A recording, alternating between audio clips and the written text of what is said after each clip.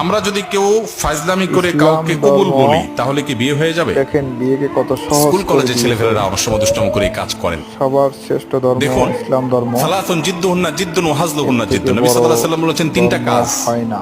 হাসতে হাসতে করলে যা হবে, সিরিয়াসলি দেখেন, করলেও তা হবে।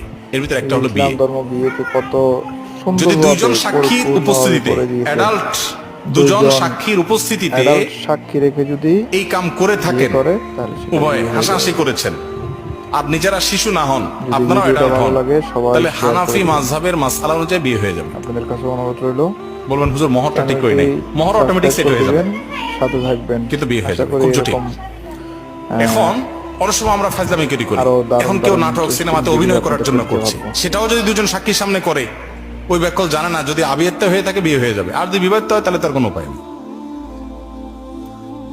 তো শরীয়তের এই মাসালাগুলো নিয়ে তামাশা করা যাবে না, এগুলো সিরিয়াস ইস্যু।